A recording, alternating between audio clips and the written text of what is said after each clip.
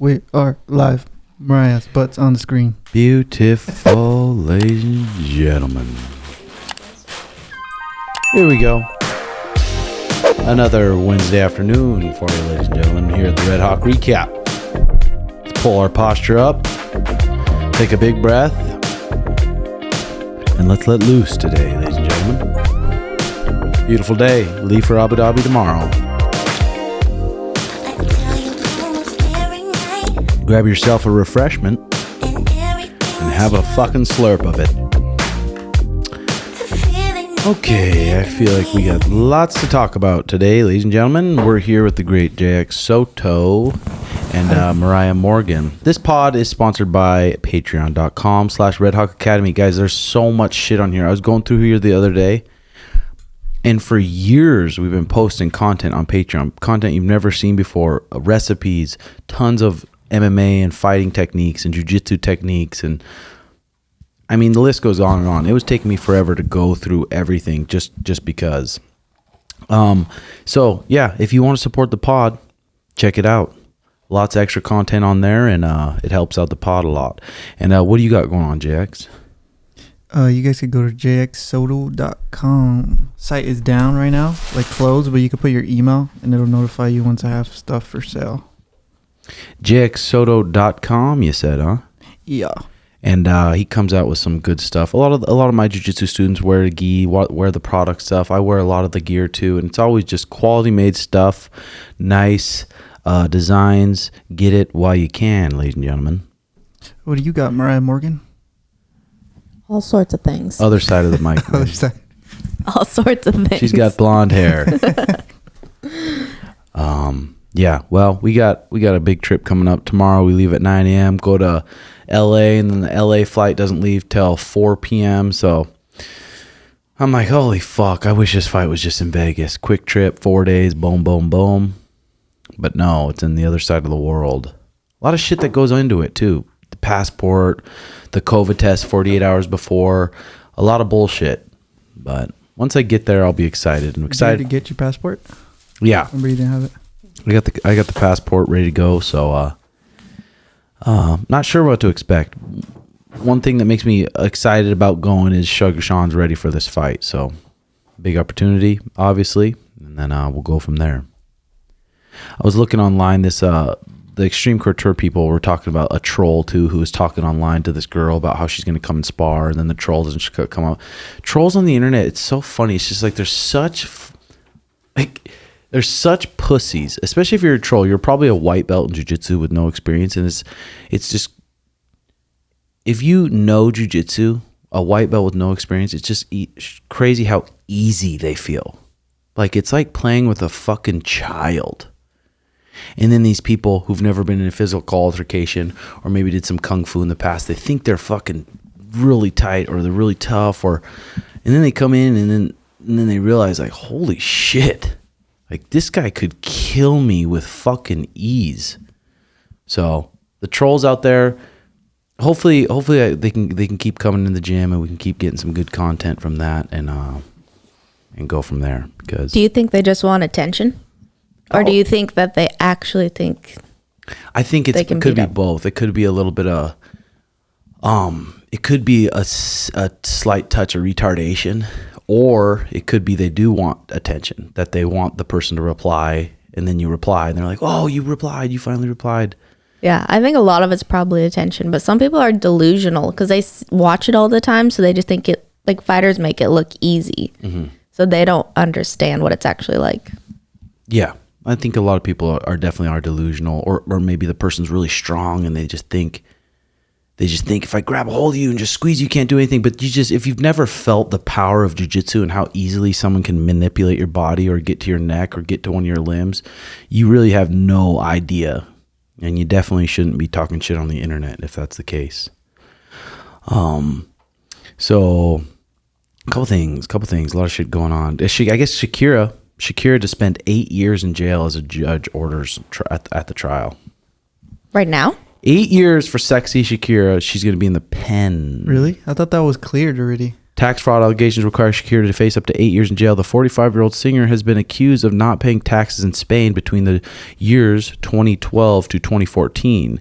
She says she defrauded the Spanish government of 15 million huevos. I thought I seen a video saying that it was eggs? cleared. Oh, $15 million huevos. Really? Yeah, but for real. No, wait. I thought that was cleared though. How old is that article, boss? According to this Instagram post, brother, and How old is everything it, bro? on here is fucking rude. But that said up to 8 years. It didn't say she Yeah, got she's 8 going years. Shakira to spend 8 years in jail. Is Tax that fraud cap? allegations required it to face up to, that one says. Well, we'll just quit going off it Instagram now about that. But God, imagine if Shakira is your cellmate. If They'll you probably were a keep her by cellmate with herself. Yeah. If you were a cellmate with Shakira, what would you do? Learn how to dance. Scissor. Scissor? No, learn how to dance. Maybe scissor. Maybe not. And just have her sing for you, maybe? Just drill Maybe some jujitsu. singing, drill some jujitsu. I just would like to learn how to dance. Yeah. But if she was dancing with her butt and wiggling it around, you never know. Could get juices No. flowing. Oh my God. Juices flowing. That's It doesn't you. mean you're lesbian. I never said I was, and you're trying to put this I on didn't say me. you were either. Okay. Khamzat passport seized in Russia. Manager refutes claim. Chimaev was initially supposed to arrive in Rio de Janeiro this week to watch a film premiere about Brazilian Jiu-Jitsu legend Fernando Beba. However, his passport was taken because Russia has been recruiting soldiers for the war against Ukraine, the outlet says. Chimaev had his passport seized in St. Petersburg, where he disembarked before heading to Chechnya to visit his family. Chimaev is a Chechen native. However, he currently resides and trains in Sweden. Khamzat's team is trying to get him out of Russia. The fighter's team is currently trying to get the Swedish government involved to bringing him back to the country. Wow. So they want him to fight in the war. Jeez. It's I like think I seen I don't know if that's Cap too, or you're just reading Cap news today. yeah, it could be. You know, it could Well, I be. seen Brett tweet saying that he talked to him saying that he's gonna be back in 2 weeks. It's a lie. That's basically God. Where are you getting this news from? Instagram Cap.com. feed. The main Instagram feed, ladies and gentlemen. Kevin Holland's back. He got booked with Stephen Thompson. Everyone called it. I mean, I thought he was serious. It seemed like he was serious, but I guess you could just say that anytime you want and be. They booked him with Stephen Thompson here in a couple months. So yeah, I don't know. What do you mean you thought he was serious about what? He said he retired. Yeah. He said he retired and he was dead serious about it, and then they booked him, so he's getting ready to rumble again. Offered him too much money? Probably not that much money, but probably a decent amount of money to fight Stephen Holland, probably. And he's young, and why not, huh? So last week we missed a question with Dan Garner. It was, how would it affect a fighter or an athlete that between fight camps blows up? Someone like Patty Pimblin or something, who between fight camps just says, fuck it, I'm just going to eat all the food I want and get all the inflammation going I want. Here we go. Let's see what Uncle Dan says. Okay. Was your phone connected? Here we go. What's up, everybody? All right, Tim asked me, what are the negative effects of a fighter who blows up his weight after each fight camp from shitty food and then crash diets from there for their next fight camp, like Patty Pimblett does? Look, the negative effects that happen to a fighter are the negative effects that happen to anybody who does this roller coaster, high and low crash dieting and pigging out approach. When you are gaining weight, it is very well documented that several things will happen. Number one, you'll begin to lose your insulin sensitivity, so your ability to properly utilize carbs as a fuel source, as well as store carbs in the form of lean tissue in the muscle mass, as opposed to fatty tissue in your fat cells, becomes drastically not working in your favor. So your overall carb tolerance reduces as you gain body fat.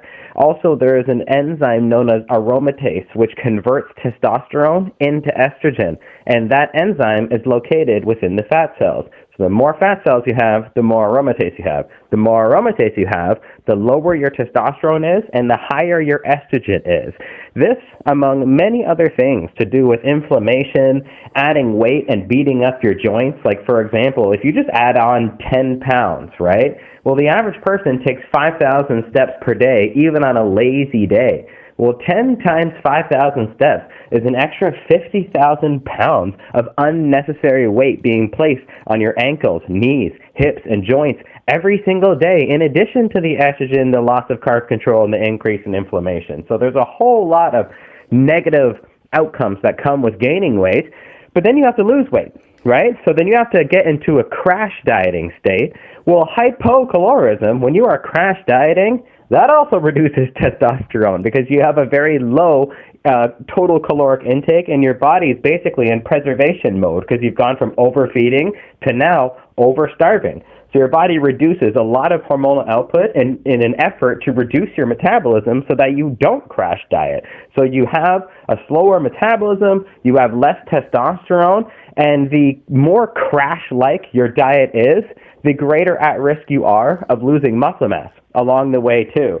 So if you want better carb control, if you want less inflammation, if you want less beat-up joints, if you want more testosterone, if you want more muscle mass, which actually makes your weight cuts easier, if you just want to be a better fucking fighter, don't blow up in between fights. That's the least professional thing that you can do. Yeah. I mean, when you're dieting, I mean, even someone like Patty who's walking around 200 pounds, probably close to 195, and he goes down to 56. When you're losing over 20 pounds, it's like, dude, it's like, holy fuck. And okay, 190, so that's 34 pounds, probably average. That's a lot of fucking weight, and you got to be dialed in. And then you're so strict that I can see why it's this constant roller coaster. Like, you fucking crash diet, you're so disciplined, you're just eating bland food, the same food all the time. Then you win the fight, and then it's like, God, you can eat whatever you want, so you just cram it in as much as you can. You know that when you eat that pizza, you can eat more, and it's okay because weigh-ins aren't around the corner. That's how you would always justify it. And I think that's how all fighters start, though, is binge eating like that. Yeah. And hopefully they grow out of it. But even when you were fighting back and to eat really strict, good, and then even when we'd go out to eat, you'd be like, I'm like, let's just take it to go. And you're like, no, I have to finish it. And literally leave the restaurant like barely being able to walk or breathe. Yeah, that was pretty normal. Just being so full, you're dizzy. Like, just so full, not just like satisfied. Stuffed to the fucking gills. Just because you could have it, because you knew in a few weeks you'd be dieting again. Mm-hmm. It's an eating disorder, really. Yeah, it definitely is. But like I said, like I said to Sean, I'm like, does he want to be like the Michael Jordan type athlete who's doing everything and just staying fucking disciplined in everything? Or do you want to be just kind of the guy that's in the UFC, just a normal guy who blows up? Then you can blow up and not really give a fuck. I guess deciding to be elite or decide to just kind of hang out. And isn't too, like, if you're getting like those concussions, it messes up your testosterone too. And then if you're blowing up like that, your testosterone's going to be all messed up. Like, you're messing up your body really bad. Yeah, which is crazy because who would have known that lots of concussions over and over and over would lower your testosterone? Not really anyone. And just all that bad food, especially like processed, cheap, great value type food, probably just adds so much inflammation to your body. Your body doesn't even know how to digest it. And after the fight is when your body needs to recover most. Yeah. And that's when you're doing it. So it's crazy. How you been doing with your eating, Jay? I'm drinking a kombucha. And is that your meal for the day? No, I had a salad earlier, and then I have a chicken sandwich for later. How many grams of protein do you think you're getting a day? I have no idea, honestly. Like, probably 40. Maybe. I usually skip mornings, honestly. Like, I don't really eat anything in the morning. Because, I mean, today I could have. I think I had, what did I have? I don't remember what I had. But usually I skip just because I don't know if I'm eating too close to training, but when I'm training, I still feel it in my body, you know? So I'd rather almost fast and then just eat after. Mm-hmm. But if I had to think about it, but protein wise, I don't know. I wouldn't know. Like last night, I had a steak bowl. I don't even know what I had before that. Really, I think it's just like for me, I don't want to like stress, like count my protein and like do all this extra shit. I'm like, if I'm eating like decently clean, I'm working out and I'm staying hydrated. But obviously, I mean, I could take it more in depth. Well, I think it just matters what your goals are. Yeah. And sometimes it's like, fuck, these next couple months, I really want to focus on my jiu-jitsu. So that comes with it too, is the recovery and getting the right fuel in you. But yeah, Mariah and I got a new espresso machine we've been dealing with, and there's a lot that goes into that. There's a fucking lot that goes into making a good espresso. But I found this site. It's called espressoschool.com. And they have just everything you need to know. Dialing in espresso for the ultimate newbies. How to froth, the dose, the yield, the brew ratio. They talk about the grind. They talk about if it's too weak, what you're doing wrong. If it's too strong, what you're doing wrong. If it's too bitter, what you're doing wrong. If it's too sour, what you're doing wrong. Where do you get your guys' like beans from? Like the coffee beans? What is that noise? I don't know. Oh, I see it. Oh, it's your computer. Khamzat shit, yeah. I usually get them from Blue Sky. It's like a local guy, organic. Sick. It's really good. But Tim just ordered some, I think, from Amazon that we're going to try. Well, I was looking at a couple different websites. The best organic beans voted the best, and I found some, and I ordered on Amazon a big brick of them. But it's been pretty fun doing that, hasn't it? And the espressos Mariah's been making have just been so goddamn good, dude. You think you've had a good coffee until you actually take the time to make it and figure it out for yourself. A good organic bean, the best ingredients you can find. Oh my God. Like we don't even, like we got a coffee today, but I'm like, our coffee, like the mochas I've been making in the afternoon have been better than that, I think. Did you watch how they made this? No. God. Just take a straight espresso shot to the dome or no? Ugh. Too bitter for you? That'd be strong. manly Isn't that crazy? shit. Some people just sip it like that. Mm-hmm. And then their breath just smells like just shit after. A little cigarette on It's the always side. like bankers. It's always like bankers I or just feel car like people in dealers that Paris just and sip their shit. coffee and then they just let it get stale in their mouth. I'm like, brush your fucking teeth. We got a handful of questions on Patreon. We'll go over a few here, and then we're going to talk to MMA Guru. MMA Guru, again, he was on our pod, on the Tempo Sugar Show pod. I want to bring him back on this pod because Sean, after that pod, said he was paralyzed. I'm like, oh, I didn't know that. But I guess it was pretty recent, but I don't know much about it, so I don't want to say too much. I don't know if he got in a fight or what happened, but he got paralyzed. So I kind of would go into that. And then I guess Dan Hardy and Big John McCarthy, or is it Big John McCarthy or Mark Goddard? One of the two really hate him. Why? I don't know if he's like too harsh in his videos. I haven't really watched a lot of him, but I'm going to hear his side of the story. But we'll get a couple of these questions going here. Brother Kyle Walker from Patreon. Has Mariah always been super understanding of you being horned up? Of you being more horned up? Did you slowly introduce it to her as she was, or has she always known? Tell us a little about the beginning of your guys' relationship and what made you guys solid. Honestly, what makes us, Mariah's a professional barrel racer, and she takes that very seriously, and she really tries to do it like a professional, top to bottom. She's just not like, she's not one of these girls who's just like lazy and just wants to be cool and wants to, she really fucking works hard on those horses, and I can see that. And I think that's why our relationship has been so solid from the beginning of time, because I was so focused on fighting and improving my skills and in all the martial arts, and she was so focused on her horses. And then when we hung out, it was a great time. And then we'd go back to our own focuses. I think that was a big reason on why we have such a solid relationship. Because so this May would be how many years dating? 13 years. So that's a good damn portion of our life. And a big reason why our relationship's so solid is because I feel like you've been always really open-minded and willing to learn. And so have I, and wanting to learn and wanting to grow and get better, when I think a lot of girls aren't like that. I think they're stuck in their ways. They're stuck on how their parents raised them, and that's the way they're going to think, and anything that goes against that's wrong. But you weren't really like that, and you were willing to listen to podcasts and learn and stuff. So I think that's another reason why we kind of grew together. Do you agree? Oh yeah, that's huge. Like you listened to podcasts first, and I started listening almost more than you, but we were learning together and learning how to communicate with each other, and we kind of grew up together. Like we were 19 when we met, and we didn't move in with each other right away. We dated for 6 years before we moved in together. And I think that was huge because it kept our relationship new. It wasn't just like fighting and annoyed with each other a year in. So I think that was huge. And then just having other things that we love to do that aren't always with each other, but we still have things that we love to do together too. Mm-hmm. Yeah, 100%. It reminds me, though, of the open-mindedness shit of this, the Principles book by Ray Dalio. It talks about distinguish open-minded people from closed-minded people. Open-minded people seek to learn by asking questions. They realize how little they know in relation to what there is to know and recognize that they might be wrong. They are thrilled to be around people who know more than they do because it represents an opportunity to learn something. Closed-minded people always tell you what they know, even if they know hardly anything. They are typically uncomfortable being around those who know a lot more than they do. Don't have anything to do with closed-minded people. Being open-minded is much more important than being bright or smart. No matter how much they know, closed-minded people will waste your time. If you must deal with them, recognize that there can be no helping them until they open their minds. Watch out for people who think it's embarrassing not to know. They're likely to be more concerned with appearances than actual achieving the goal. This can lead to ruin over time. Yeah. I mean, I feel like in our little group of people we're around, we don't really have many just closed-minded, stern fucking people.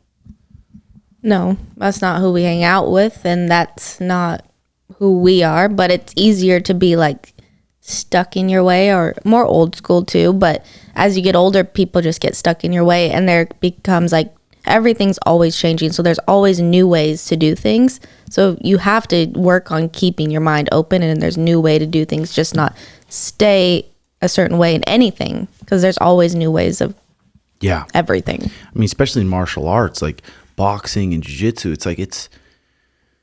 I mean, the fundamentals I think are a lot the same as they always has been, but jiu-jitsu's changing, MMA's changing, like the sport's changing and growing. There's such a new sport, but then you get these coaches that are so like, no, this is I remember in Portland, I had this boxing coach who's a good boxing coach.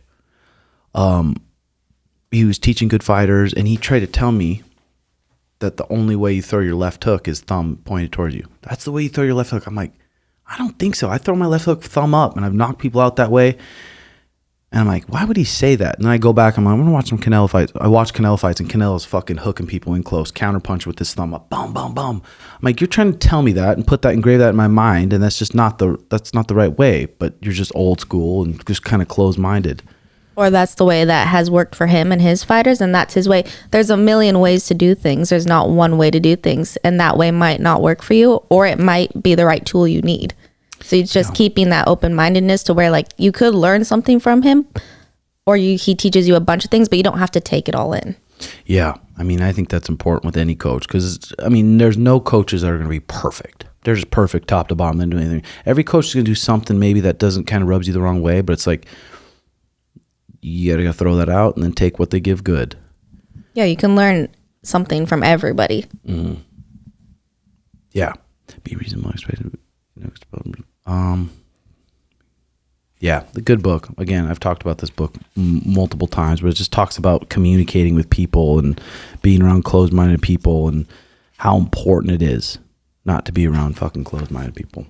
So, next question. Oh, yeah. Has super understanding of being more horned up. I kind of talk to you more about how guys are probably 5-6 years into a relationship. Kind of explain to you like more when we started like living together. Yeah, I was like, guys are horny, babe. They're not. I mean, they're horny all the time. Every guy I've met, married, not married, whatever. I mean, I'm pretty good at talking to people and getting comfortable with them right away. Not being people warm up to you really fast. Because you treat them just like a person. You're not like professional, like treat them like super professional. So they warm up to you and tell you stuff that they probably wouldn't tell a lot of people. Yeah. I don't know if that's a good thing or a bad thing. Probably good. Yeah. But yeah, I started telling her 6 years in, I'm like, just explaining. I'm like, guys are different. We're fucking just different. Having a nut sack and a wiener, this is hard. You can't really explain it, can you, Jay? No, you can't. Jesus Christ. Okay, Ronnie Kirk, safe travels to you and Sugar. What's your go-to when you do something new and say that nervous is kicking in and breathing exercising? Or do you tell yourself this is a good feeling, I won't feel like this forever? Yeah, I mean, that's a good one, but I mean, you just got to fucking let go. I think I've done enough things that like make you really nervous, different surgeries, just fights, different competitions, that it's just like, okay. What did you tell yourself recently for your eye surgery when you were nervous? I just get to a point where it's almost like I go numb. Whatever happens is going to happen. You just accept it. Just like, fuck. Well, I mean, that's what you got to do. If being nervous and being like scared and having, if that helped, you looked at it from the outside and you're like, no, that helps when you do that. I would do it. But then looking at it from the outside, it doesn't help. So might as well not. You're good at staying calm too. And like, I think for like competing, if that's what you're talking about, like just being able to control your breathing, you know, in your nose, out your mouth, calm your heart rate down. Something funny before me, like I'll wiggle my toes, like just like notice something like that. Or for your bear races. Yeah. Who taught you that? Judy, my mentor. And then I learned from this yoga girl. She's like, when you don't think you can do it, like staying in the cold plunge, I do this all the time. I just say yes in my head because my body's screaming no, like get out. Like yesterday when I did 3 minutes and I'm like, I don't know what the time is. I just have my timer set and I just say yes, yes, yes, yes, yes. Just say it in my head. And that helps. Nice. Yeah, 3 minutes in 40-degree water for a girl. It's fucking impressive. Really impressive. People think they can do that until you try to do it. And you're like, fuck. Jay, 3? Remember the first time I did it? Oh, You jumped right out. it's like it was lava. And then you'd like hang over the side. Yeah. I could do this shit now. That was The Mexicans don't like that call. Do they? Hey, I like it now. I could do it now. How long do you sit at Arts? Only like a minute and a half. Yeah, that's usually me too. Normally that's, but my goal is twice a week, 3 times. Because they said 11 minutes a week total. Except if the water is really, really cold, it can be a little bit less. But that's really? like the best benefit. Are you guys still gonna do it like in the winter, or can you? It's so much harder It's to do. so dude. hard. Is it? Well, you can do it at Arts inside. So Well, I really want to get a hot tub next to it. So just jump if we in do right that, yeah, after. I don't know. We just got to keep each other motivated. Yeah, you can't be a puss.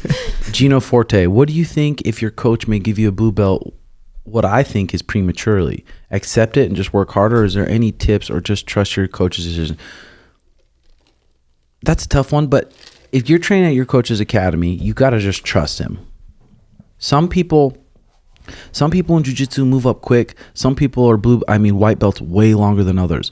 Some people have different athleticism. Some people learn and take in information at different paces than others. Some people, everyone's different. So it's not like, okay, some Gracie Bajas do it. They do 6 months, this many classes, you're a blue belt. It's like, dude, I know kids who've trained 6 months and it's like, you barely know shit. But then I know kids that train 6 months and they're really fucking good. Yeah, So it's just different. some people are just naturally athletic, and some people train 3 hours every day, and some people train 2 hours the entire week. Yeah. Yeah, exactly. Are you trained 3 hours a week? Are you training 2 hours a week? Are you training 1 hour a week? But then I do see coaches sometimes. Gino, you're probably a young kid, so you're probably good. But I do see coaches sometimes give away belts and stripes and stuff just to keep that person paying. But I don't really want to be like that. I want a certain standard for all my blue belts. Hugo Brown, what's up from what? Oh, well, I also think from when you go from white belt to blue belt, you never feel ready. Like, I didn't want my blue belt. And that's kind of how everybody I've talked to, they're like, yeah, I don't feel ready. Yeah. I felt like I got mine way too quick. I could have been a blue for another year at least. Yeah. But Yeah, probably. yeah. Did you feel ready when you got it? Or you were like, I was just like, why? yeah, you're like, I don't want it. But for me, I got it too quick because I was at a different gym, How many months? 6 months. 6 months. Yeah. But how much did you earn your purple belt? Like when you got your purple belt, you knew you were a purple belt. And I knew you knew that. Yeah, I felt good. I've also heard, like, even once you get the belt, like, it's not like, okay, you get the belt and you're good. Like, you still have to train and shit, you know what I mean? Because I have my days where I'm like, fuck, I'm getting fucked up, That's the thing. Like, everyone's like, oh, I want this belt. I want this belt. It's like, dude, you get that belt. Now you have, every time you go on the mats, you have that pressure and people expect you to be that good. So it's not like, when you're a white belt, it's like, oh, it's okay. I got tapped out by another white belt. I got tapped out by a blue belt. I get tapped out all the time. It's okay. When you're a purple belt or a brown belt or black belt, you get tapped out. It's like, fuck, I shouldn't be fucking getting tapped out. There's something wrong here. So there's pressure that comes with that. Because then if you don't keep training and you have that higher belt and those white belts or blue belts under you are working hard and you come back in and you're rusty, like they catch up fast if they're in their training. Yeah, everyone wants that belt so bad, like it's going to be something, but it's really just more pressure and more expectation from you when you get that. Hugo Brown, what's up from the UK? Do you ever cheat on your diet, or are you dialed in 100% of the time? I mean, like right now, honest. this local lady makes burritos at Driftwood. So snacking on a burrito, it's like I'm not so strict on it. I just don't eat really shit. I don't eat Mike and Ike's or Starburst or like Burger King or McDonald's or anything really trash. I try to just eat quality shit. I think on the weekends I let loose a little bit.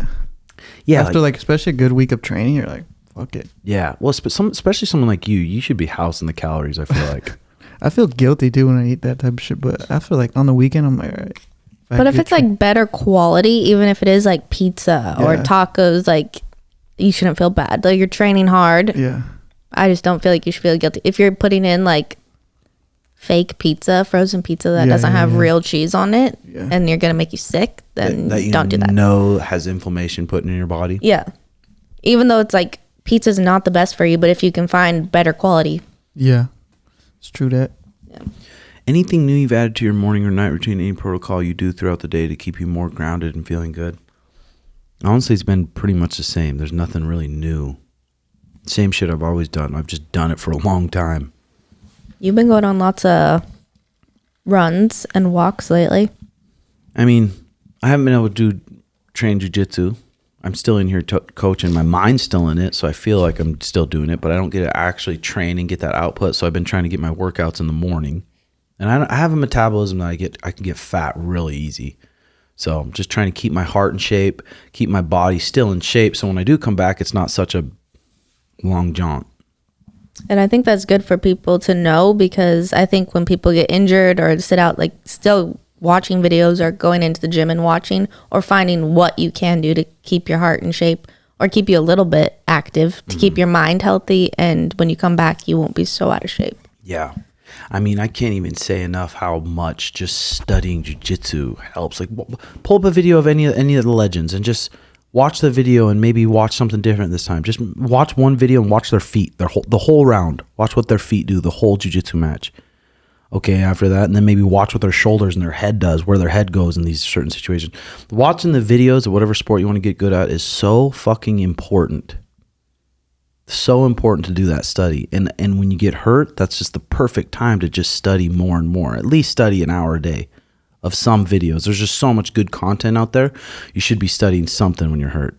Yeah, because I feel like every time you do get injured and you're out for months, you'll come back and be like, I feel better than I have before. Like, even though you haven't trained for 4, 5, 6 months, you're like, I feel great. Yeah, for sure. Okay, here we go. Where do you see the whole team in 5 years? Suga, JX, Brandon, Garner.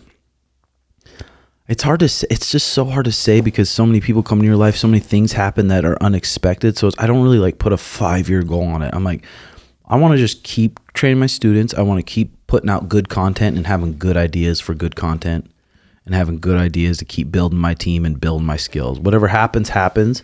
But if I can just keep up my good habits, then we'll see. But I don't really see nothing 5 years. I'm gonna do this or I'm gonna do this. I don't know. I don't know if that's good or bad or what. Connor Klaus, what's the hardest part about leaving Mariah? And the same for Mariah. What's the hardest part about Tim leaving? I don't know, leaving my dogs and leaving Mariah. So what's hard about it? I don't have no one to fuck or hang out with. I think our nights, like we're so used to like our night routine and just hanging out and talking about the day and just hanging out. So that'll be kind of lonely. We used to be apart all the time. Like I'd go to Montana for months, or you went on Fight Master, or you'd be training, like you'd go to Portland. So we used to be gone from each other all the time. But now we haven't been gone from each other in a long time. So, but hopefully it goes by fast. Do I still have a half hour to upload video quick? This is from Guru. Yeah, it should. I mean, it's good till 2. Well, we pay. I have the Timbo Street Show card. It doesn't have a cap. Okay, good. So we'll be good. Good. Maybe we could kind of get that set up, Jay. Yeah. Can we get a funny young Timbo story? I don't know. I feel like I have a lot of fucking funny stories. Young story. something stupid or any scraps you got into. I've been in a fucking handful of scraps. I can tell you that much. Okay, what was your first one? I remember one that sticks out. Is just we were at this testy festy, and I'm probably 20 years old maybe, and this black guy. He's just like, I'm working security. And I'm not tooting my horn, but the people I was hanging out with, I'm the toughest guy out of them all. And then he looks at me, he's like, you're just some little redheaded dork who hangs out with fighters and thinks you're tough, aren't you? You're drunk. And I don't know why I didn't like just beat his ass right there, because my coach owned the whole joint, and I should have maybe. But it worked out better because he was talking shit, like trying to like belittle me and make me look like a bitch. And I didn't do anything about it. But then 2 weeks later, he randomly comes into the fight gym that I'm coaching at. I'm teaching there. And as soon as he walked in, I was just like, yes. You want to partner up? I said, hey, everyone, put on your sparring gloves. We're sparring. Oh, shit. No warm up, no nothing. I put on my sparring gloves, put my mouthpiece on, gave him mouthpiece and sparring gloves, and ding, ding, ding. Put the round on, like a long round that I knew he'd be fucked in. And came out and just like drilled him to his guts, wore him out, boom, boom, boom, just pieced him up, dropped him, put him to his knees, all fours. And then just stood on his back with my feet, and then dropped down to a body shot. And then I pushed him out of the ring, and the ring was probably 3-4 feet off the ground. And he flopped on the ground, just like looking at me like a helpless child. I said, here's your chance to fuck me up. Remember when you're talking all that shit? Call me a bitch. Fuck me up now. And he took his gloves off and he walked out of the gym and never came back. Yeah, he's probably so embarrassed, huh? Didn't he say that he didn't remember something? I don't remember. I said, yes, you do. Bunk right to the lips. He was probably blacked out drunk being a dick. He wasn't blacked out. He for sure wasn't blacked out. He fucking remembered. All right, here we go. MMA Guru, brother. Make sure you put record in. Join with computer audio. Yeah. Got a little side tit hanging out my shirt. Good. I'll blur it out with the little... Guru.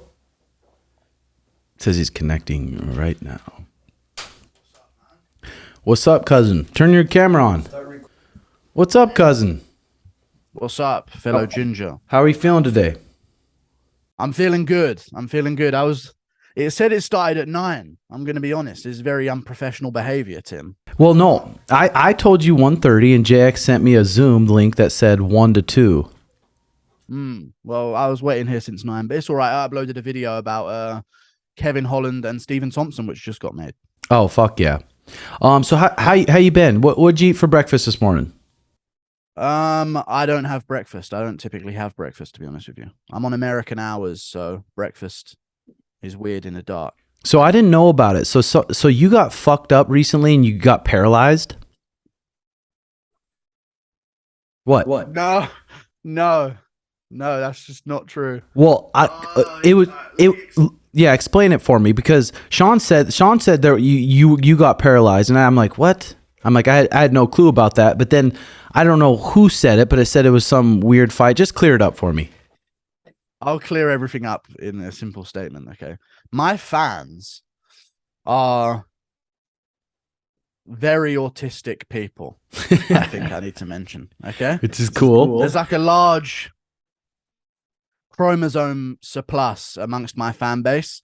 Mm-hmm. And they like to just say things about myself. And one of their things is that I'm Jewish. I'm not Jewish. One of their things is that I'm in a wheelchair and I was paralyzed in a street fight, and that's not true either. But they just say it. Anytime anyone criticizes me, they just say I'm in a wheelchair. And then the person who criticized me takes everything back in a worried that they've just offended someone in a wheelchair. So it's like my fan base's defense mechanism to any insults against me, I guess. So that's a fucking rumor. So you're not paralyzed. I'm not paralyzed. I'm stand up. Perfectly able. I'm not going to stand up. Well, because I like the defense mechanism. I've stood up though. There's a video of it. There's video. Oh, what the fuck? So that rumor's just literally flopping around there like it's true. I've been like threatened with cancellation a couple of times, and then when my fan says, "Oh, leave him. He's had a rough time. He's in a wheelchair," it seems to vanish. So I'm just gonna never confirm, but I'm not in a wheelchair. Oh, good. Okay. No, so I haven't looked into much of the juice with you and Dan Hardy and everything. So what was his deal with you? Were you saying shit that should piss him off, that clearly should piss him off, or what were you saying? I was saying some stuff that should annoy him, but I don't know. I feel like as a grown man, there's like he has a very attractive girlfriend. I don't know if you know this, Veronica Macedo. I just maybe happened to mention that she is extremely attractive and maybe, sexually desirable. And I think that's where it began. Really? And she took it well. So she commented on a video. I made a hottest female fighter tier list on YouTube that got a lot of traction. And she commented on that video. She's like the top comment. So he's probably seen that, and that's rubbed him a little bit the wrong way. And then I went after Mark Goddard, and he's like best friends with Mark Goddard. So I guess that he didn't like that either, to be honest with you. Really? So it's mostly about the girlfriend? Because I mean, people say stuff about Mariah all the time. I'm like, well, duh, she is fucking hot, of course. Yeah, like, I made a tier list and I put her at like A tier, and I said, "Congrats, Dan Hardy. Congratulations, Dan Hardy. Congratulations." I just over and over again said congratulations because he deserves congratulations for scoring her. But I don't think that's it. I think it's the Mark Goddard thing. He's very good friends with Mark Goddard, and he didn't like me going at Mark Goddard over some things. And what did you go at Mark Goddard about? I made a video. It was like my first mini viral video, exposing like some of his bias moments during the Usman Covington 1 fight, and just like calling him out on some really bad refereeing, basically, that like really affected the contest in a bad way. And he replied. And he replied on Twitter, yeah. And he was furious and said a whole bunch of angry stuff about me. Shit. And then he deleted it afterwards, realizing how angry he was, I think. So he removed it. Yeah. But then nothing happened for weeks. And then out of nowhere, they uploaded like an hour and a half long intervention together, just slandering me for an hour and a half. Jesus. And then they deleted that. But that's just how it goes, I guess. That was the situation. Yeah, I mean, maybe you're underplaying it or something, because maybe you said some stuff that actually pissed him off. But that stuff right there, I don't think that's anything to get too flustered about. No, I feel like I haven't seen the video of them slandering me. But there's many people who have, and he hasn't denied any of the things that have been claimed to have been said in it. But apparently it started off very calm. But then as they kept talking about me, they got a lot more emotional. And then realizing how emotional he got, he said that's why he removed the video, because he doesn't want to spread that level of negativity, and he was out of order and all this. So he's said that he was out of order. But I just retaliated, and my retaliation may have been extremely harsh. So that's probably elevated the beef massively. Oh. So do you wake up, do you have a routine for your videos or your ideas, or do you wake up every day and you're like, just kind of what's in the news, let me cover it? I got a system. I'm on American hours in the UK, which is disastrous in some ways, but I need to be on American hours. So I'm often like, I'm working like 8 p.m. till 4 a.m. most days, my time, which is pretty weird, but it's just how it has to be to get the fan base. But I'm actually just going to post a video right now. Give me a second. Okay, we're back. So 8 p.m. to 4 a.m., you record videos throughout the night? Yeah, I'm in my shed. So I'm in a soundproofed shed that I've sort of built up myself over time after saving up some money from videos. But I like record predictions, full card predictions. I was really good at predictions, so people started following me for that. And then I go live and I chat to my audience and I do impressions and I joke around and all this type of stuff. So it's just all built up. And then if there's anything big that happens in the news, like Kevin Holland versus Stephen Thompson, which just happened today, I'll make a reaction video to that, and people seem to enjoy those videos. Oh, fuck yeah. So when you go to bed about 4 a.m., and then what time do you usually wake up?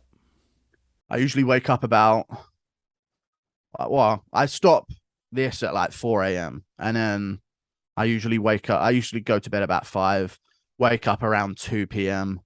I try to get sleep. It's tough sometimes. Do you do drugs? Do you do drugs? Do you do drugs? Yeah, I used to. I'm actually sober now. Completely sober? Completely. No way. I'm 24, yeah. Damn. Yeah.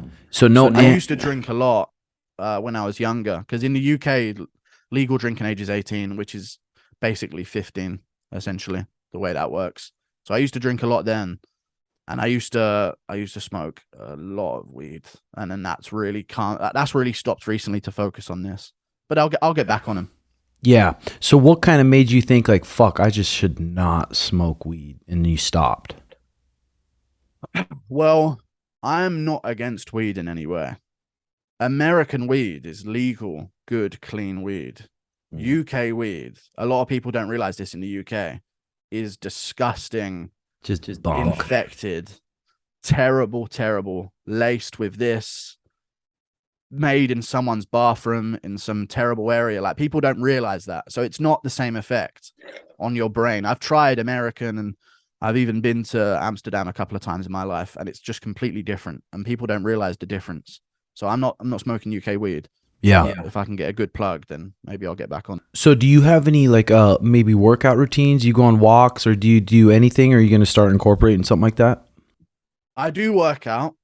I do weights. I got a heavy bag in another shed that I have. I'm full of sheds over here on my property, but I've got another heavy bag I work out on. I take my dog for walks. I look after my dog. That type of stuff. I like to stay active. Is I'm there not that bad. Is there any like jiu-jitsu gyms or anything near you? Yes, there is. I'm going to get into some jiu-jitsu. I used to do martial arts a lot, but that all died off. I was terrified of brain trauma. Actually, like, I get like a real paranoia about it, so I stopped doing all of that to focus on other stuff. Yeah, fuck yeah. I mean, I think you'd probably like it and enjoy it. I'd enjoy it, yeah. I'm definitely going to get into some kind of stuff like that. Some kind of jiu-jitsu, some kind of grappling, but I need to set my life up with this now, because I'm 24. Like, people don't realize how young that is to sort of have your own business, kind of, you know? Yeah, your own shit going. So do you just upload a video every day, and if not, go live every day? Yeah, I try to. Sometimes I just will freak out and not do it. Like, there is some times where I just will have a day. Like, sometimes I just need a day to get out of the MMA space, but typically every day, yeah. Fuck I'm yeah. uploading, I'm going live. So Seems like how it works. say if they booked Bo Nickal versus Khamzat right now, who would win? Khamzat Chimaev would win in an MMA fight, but I keep saying this to people: if they have a wrestling match, Bo Nickal will pin him. Yeah, it's not close. It's not, and people really don't seem to grasp the level of wrestling that Bo Nickal has. Yeah. And it's actually annoying me. I'm in my chat and they're saying, don't be stupid. There's no way he takes down Khamzat. Oh. And I'm thinking, like, you guys this is a problem mentally that you have, that he clearly will ragdoll Khamzat, but in MMA, you don't pin someone. You have to finish them with submissions. And if you can't do that, then eventually there's going to be some problems for him with Khamzat Chimaev in there. Oh my God. Wouldn't it be sweet if they just fucking said fuck it and they booked that? Yeah. But he's fighting, I think, Jamie Pickett or something. Oh, that's right. That's right. Not too anticipated, but I reckon he destroys him. I really like Bo Nickal, and I like his mindset as well, just to even be calling out Khamzat at this point. So, oh really yeah, good. Middleweight's really good right now. It's getting me fired up too. Is it him saying I'm not going to fight on the prelims? I'm a fucking main card fighter. I love it. I love that he's turned into this, and it's going to probably take some getting used to for him to get all this hate and shit that he's probably not used to getting. Yeah, true. But at the same time, he's been in the spotlight for wrestling for many years. So he's more media trained and more fame adapted than many other fighters would be coming into the UFC. Yeah, for sure. I'm excited to watch him. So what was your prediction real quick to the Kevin Holland, Stephen Thompson? I've got Holland catching him at some point, man. Holland's so goofy out there. I actually, years ago, I picked this, it was something that like really brought a lot of attention to my channel. I picked Anthony Pettis to KO Wonderboy in round 2, and it happened. Oh, I think goofy striking styles really work against Wonderboy, and I think Wonderboy can't finish Holland. I don't believe he can, because I don't think he can kick well against a guy that moves like Holland. But I think he'll have to punch a lot, and I think if he punches a lot, Holland's got a 6-inch reach advantage, and he's so goofy. All it takes is for Wonderboy to get clipped once over the 5 rounds, and a dash choke's getting locked up or something's getting snatched up. Yeah, I'd agree with you too. And Stephen Thompson, I mean, He's coming up on 40 years old. He's 39 years old now, so it's not like it's funny when people refer to fighters, they always refer to them as their best days. It's like that's not always the fucking case. Yeah, and he's been out for a year. Like, I know he doesn't look old, but he's also had a lot of fights now. You know, that like he broke his hands in a Jeff Neal fight. He broke his hands in a Luke fight. I just trust Holland's durability of every part of him more than Wonderboy at this point. Yeah, young buck, big dude too. I think so also, bro. And this is huge for him because if he wins this, like you got to think after losing that way to Chimaev, the thoughts that must go through your head as a fighter, like I'm done. I'll never be a champ. If Chimaev's around, I just can't catch up in the wrestling. Yeah. You know? Yeah. So for him to now get this Wonderboy opportunity, he's already beaten Jeff Neal on the regional scene. So he's like looking at, oh, if Covington's coming off a loss at some point, or if Masvidal can get past Burns, Masvidal Holland, like this re-sparks his entire career. Yeah, for sure. I mean, it's so crazy to see that just how many wrestlers are the UFC champions now? One, Aljamain? Yeah, Aljo, but he's more of like a jiu-jitsu grappler. Yeah. He's got really good wrestling, but he implements more of a jiu-jitsu style of grappling than just a pure wrestling style. Taking the back body triangle instead of trapping the wrist and fucking pounding them for sure. But still, I mean, Like capitalized. it's crazy how it's caught up because for the longest time I was like, damn. At one point, I think I was almost a wrestler in every division at one point, and I'm like, is that how it's going to always be? But it seems like it's caught up. Yeah, but you know, we're kind of in a weird moment right now where the champions aren't stable. Like there's a lot of changeover with champions. Like Edwards just beat Usman, but if we were having this conversation 6 months ago or a while ago, you'd have Usman as a wrestler as champ. You know what I'm saying? Like there are still wrestlers out there, but I think there's a second wave, especially in the higher weight classes, of wrestlers that are going to give these strikers at the top, like Yuri and Adesanya and maybe even in Garner some problems. Yeah, I agree. All right, brother. Well, it was good talking to you. I'll definitely have you on more when it's come to big fights. Love to hear your input on it. And for my followers, go give MMA Guru a look. And my followers, Tim Welch is cool and he's a fellow ginger, so support a man in need, you know? Fuck yeah, brother. Talk to you later. Peace. Recording stopped. Peace out, brother. Okay, that's MMA Guru. Recording by being recorded. Good. Nice guy. How funny is that? He ain't even paralyzed. He says, though. He wouldn't stand. I'm not standing up. Why? I don't. Who knows? Well, he said there's other videos you can go look where That's he's crazy. standing. Sean said, he said, you know he's paralyzed. I'm like, really? So maybe it's all bullshit. That's Unless he was just like didn't have any underwear on or anything. He's just wearing a t-shirt. He's always sitting down. or just like shit stained whitey tighties. Yeah, but he's a good guy. I like talking to him. But it's funny how his fans just make it up to protect him. Because then he's like almost canceled. And then they're like, you can't cancel him. He's paralyzed. Yeah, that's hilarious. Okay, here we go. Devin Riggs. Do you feel like coaching takes the excitement away? Does it start to feel too much like a regular job after a while? Also, do you feel like you got a lot better by coaching? Oh, I fucking got way better by coaching and have to break down the techniques and have to explain certain techniques different ways to people. It made me way better and made me understand each position a lot more than I used to. But for me, it doesn't feel like a regular job at all.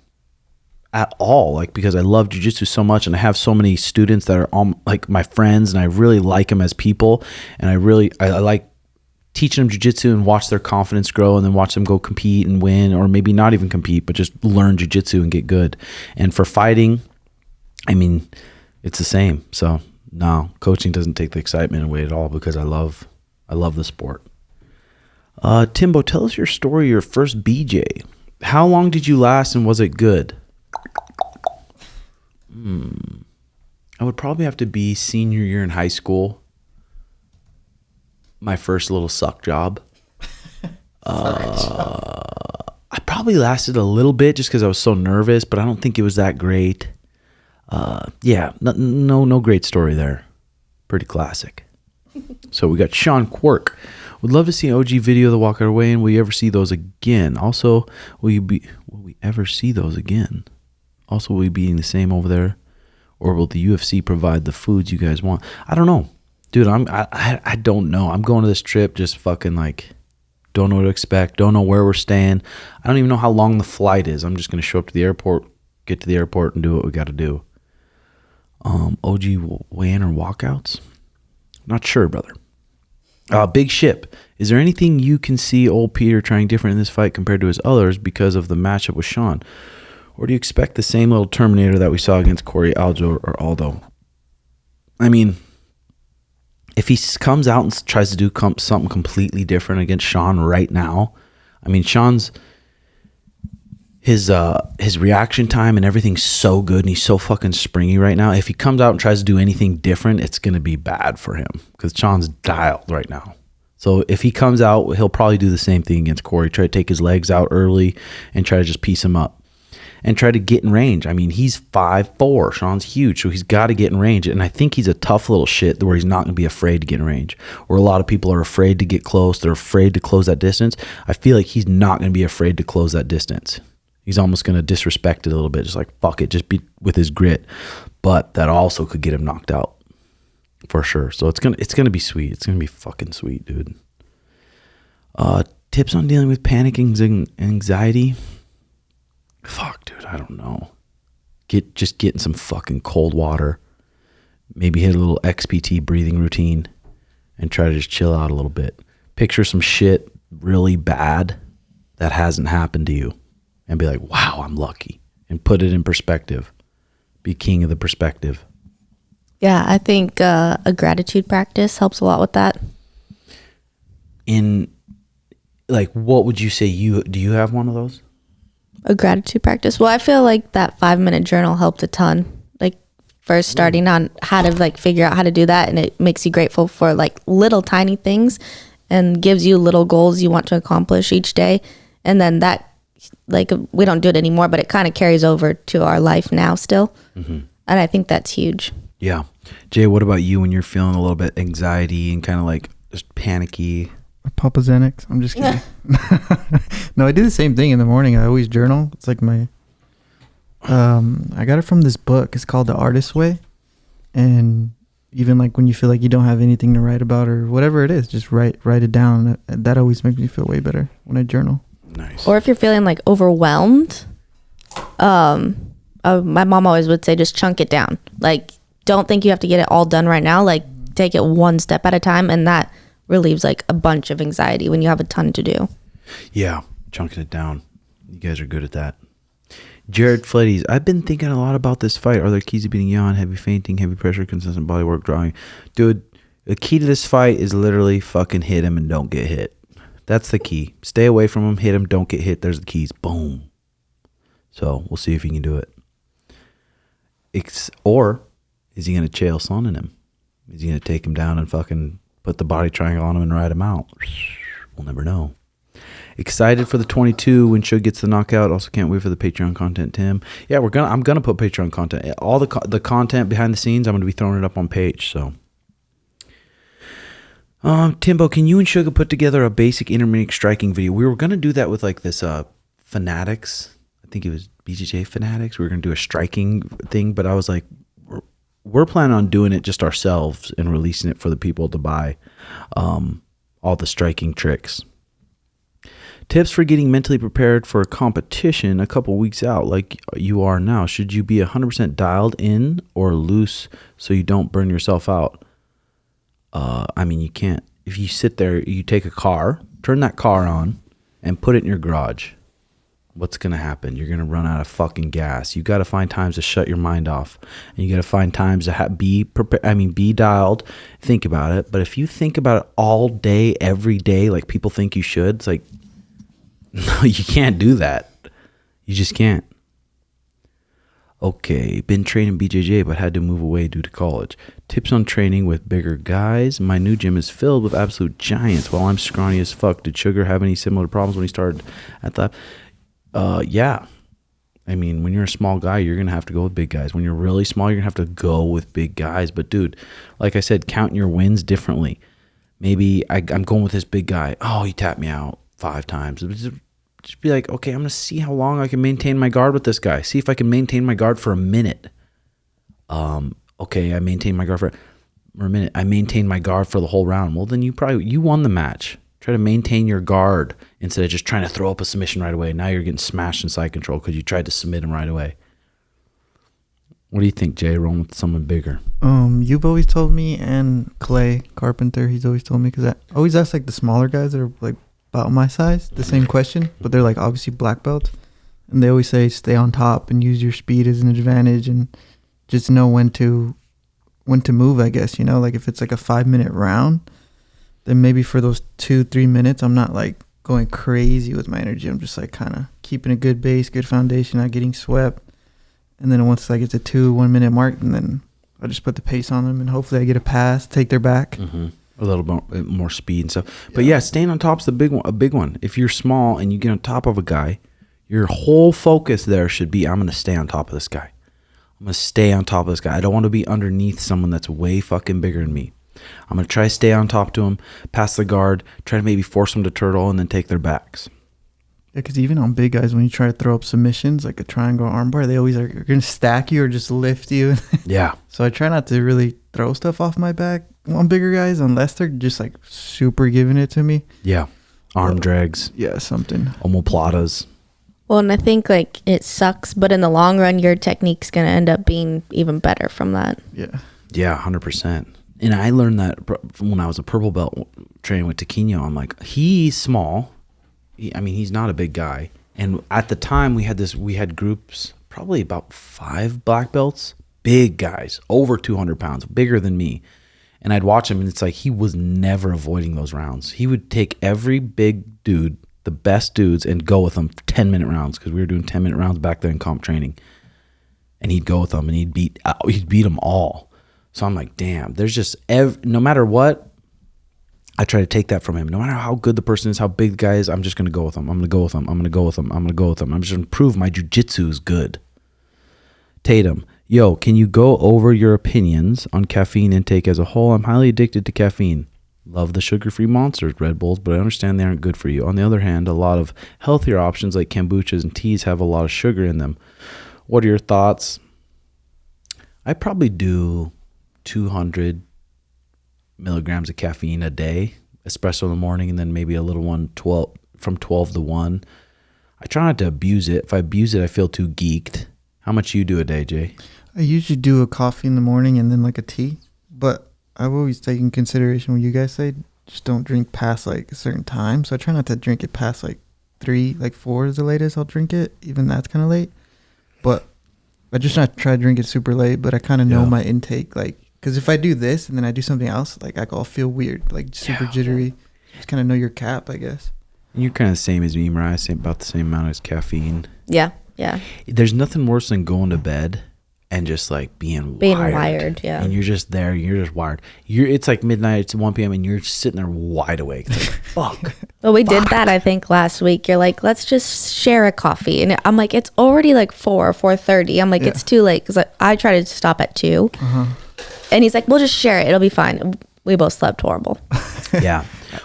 When I was younger, or like before I knew that it stayed in your system that long, me and Dal used to go to the gym like 7, 8 p.m. We would down a bang each. Oh my God. Get charged. He would text me like, bro, my heart's beating. I can't sleep. Get charged up, baby. That's what we do. And you always see young kids doing that. I remember doing that in high school, like drinking energy drinks at Remember like Georgie, 8 o'clock. when he like used to shotgun a fucking bang.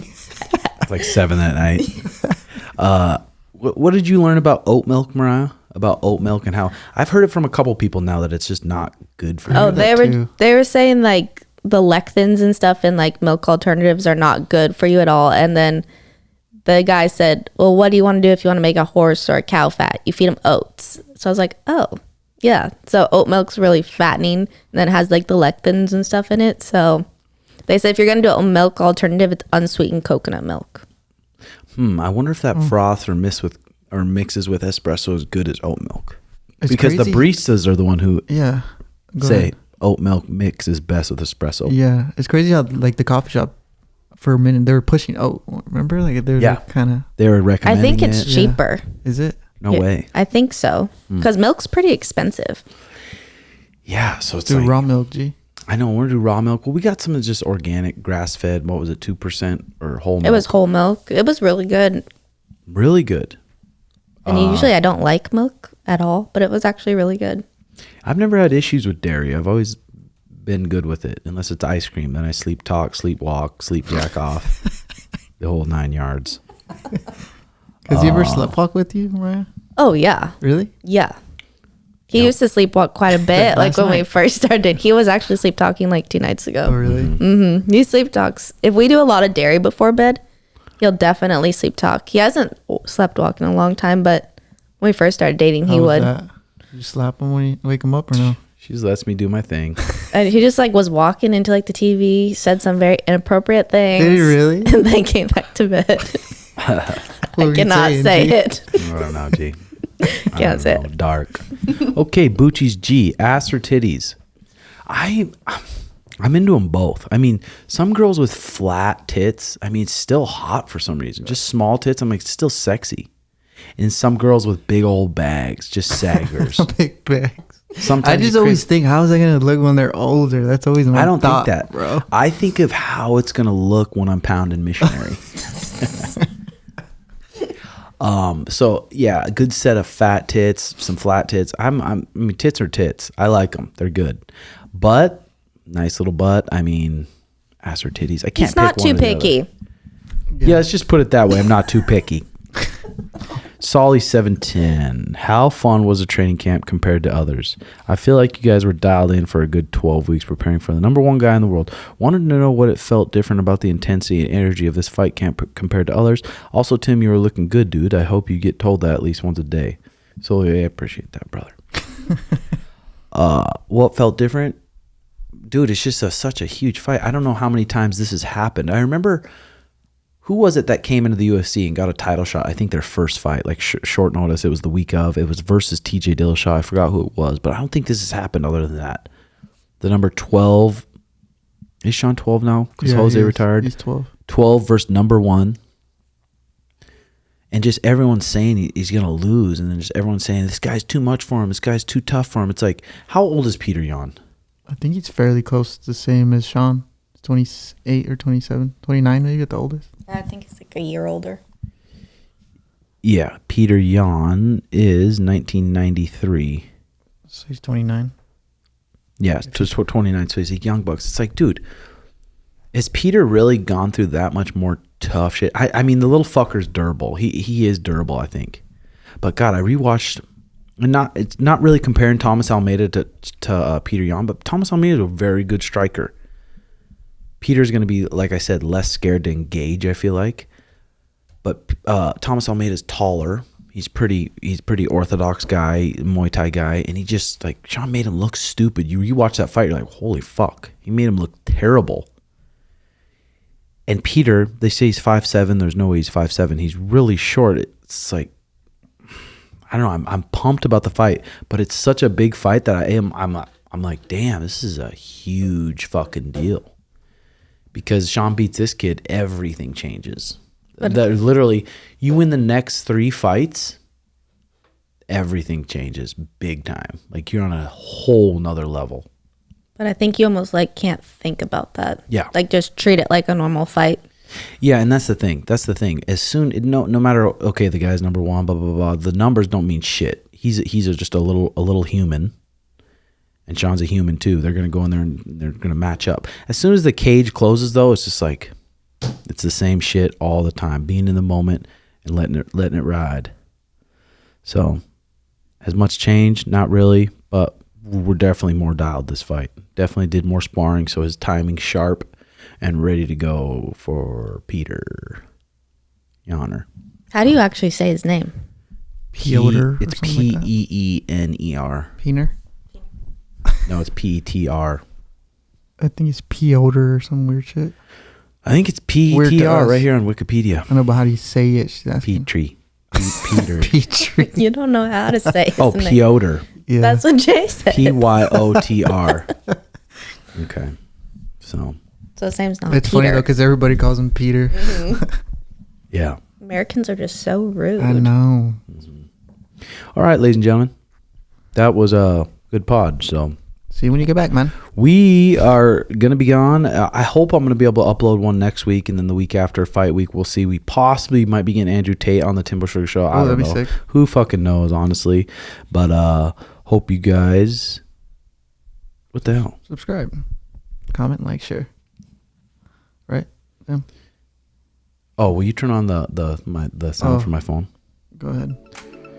We'll get you out of here, ladies and gentlemen, and go enjoy your day. Hope all the brothers out there get a nice BJ this afternoon. Get a good workout, and we'll get serious. Subscribe. Make sure you're subscribed. We're 4 subscribers from 20,000 people. So, love you. See you later. Bye-bye.